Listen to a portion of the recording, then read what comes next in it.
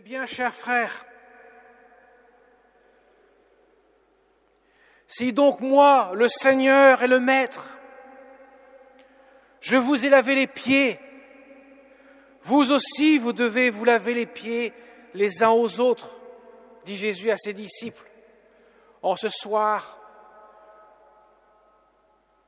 où il institue le mystère de l'Eucharistie et le sacerdoce, le sacrement de l'ordre.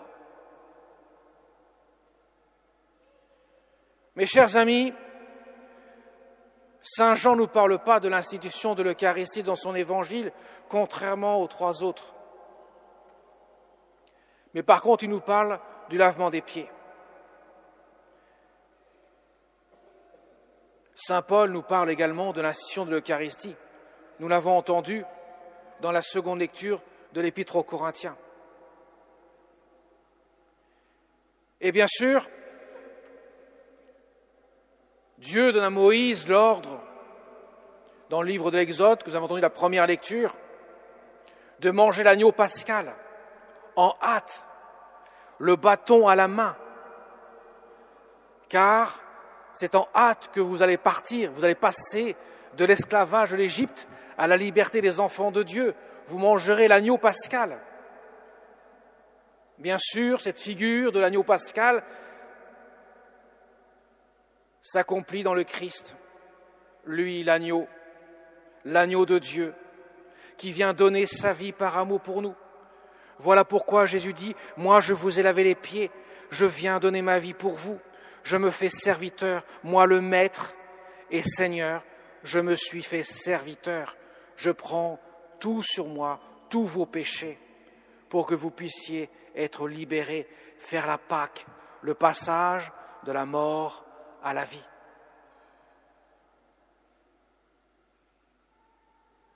Le mystère de l'Eucharistie que Jésus a institué, ceci est mon corps livré pour vous, ceci est mon sang versé pour vous, comme nous l'avons entendu dans l'Épître aux Corinthiens. Prend sa source, mes chers amis, dans la croix du Christ. Parce qu'effectivement, quand est-ce qu'il va livrer son corps, si ce n'est sur la croix? Quand est-ce qu'il va verser son sang, si ce n'est sur la croix? Et la croix, c'est le mystère même du Seigneur et Maître qui lave les pieds de ses disciples pour montrer qu'il s'abaisse. Il se fait le serviteur. Il donne sa vie. Quand nous recevons le corps et le sang du Seigneur, nous recevons le corps livré du Seigneur, le sang versé du Seigneur, livré par amour pour nous, versé par amour pour nous. Il n'est pas arraché à la vie, le Seigneur. Il donne sa vie. Voilà pourquoi il lave ses pieds, les pieds de ses disciples. Il dit bien, je vous donne un exemple. Vous devez en faire autant. Quand on est chrétien, on apprend à aimer de l'amour du Seigneur. Parce que Dieu donne sa grâce à celui qui ouvre son cœur. Il ne peut pas le donner à celui qui ferme son cœur, comme Judas. Vous êtes tous purs? Non, non pas tous. Saint Jean nous dit bien, il savait celui qui allait le livrer. Son cœur était fermé, bétonné, hermétique. Il n'a rien pu faire.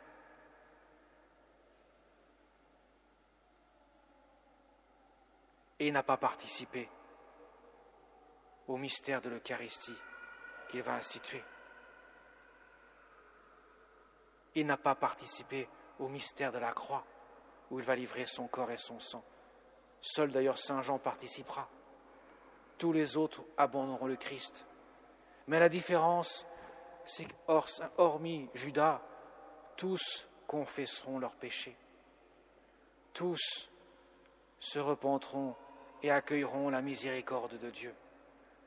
Car Dieu, dans son infinie sagesse, dans son amour débordant, dans sa grâce sanctifiante, sa grâce qui nous sauve de la mort, fait tout ce qu'il peut pour venir nous chercher.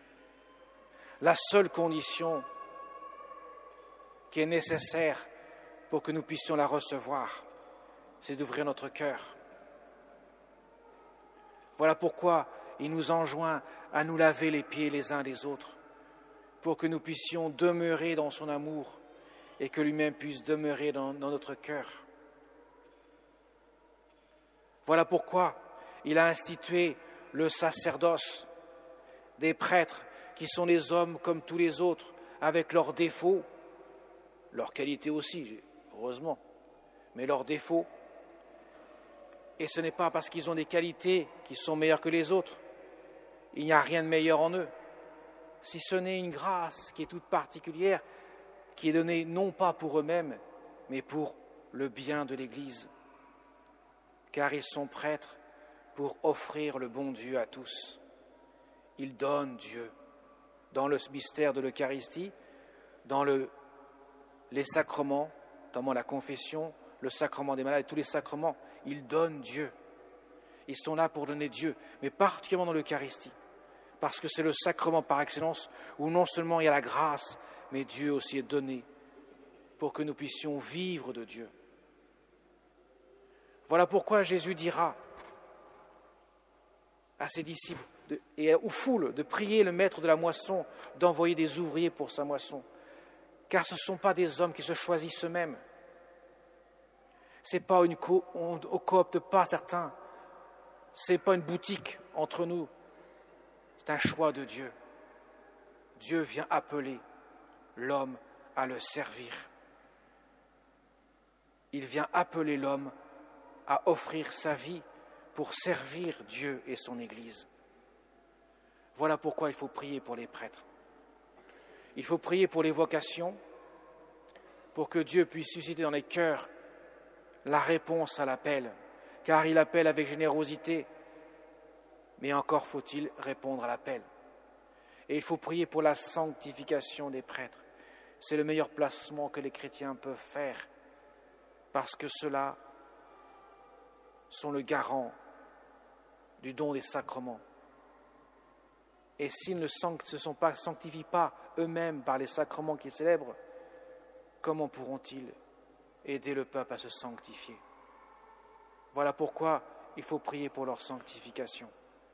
Voilà pourquoi Jésus a dit à Pierre, lui le traître, tu vas me trahir, le coq n'aura pas chanté que tu m'auras trahi 3 fois, mais rassure-toi, j'ai prié pour que ta foi ne sombre pas. Et il confiera son troupeau à Pierre, quand Pierre confessera le triple amour pour réparer la triple trahison. Tout est fondé sur l'amour. Jésus nous le révèle à travers le mystère de l'Eucharistie, à travers le lavement des pieds. Et aussi, et je terminerai par là, à travers le don de sa mère, la Vierge Marie, qui est notre mère à tous, et qui par son oui, le oui de l'Annonciation, le oui de son cœur transpercé par le glaive de douleur, elle répond à cette mission de nous aider à accueillir l'amour d'un Dieu qui s'est fait homme pour que l'homme puisse devenir Dieu. L'amour d'un Dieu qui a osé demander à une humble créature d'être la mère du Créateur et Sauveur, pour que, par son oui, l'humanité puisse ainsi accueillir dans un oui d'amour celui qui vient à la rencontre de son peuple, pour que de ce peuple puisse germer l'éternité d'un amour qui ne s'est pas arrêté devant la mort, mais qui a traversé la mort pour que l'homme puisse le rejoindre dans l'éternité. Amen.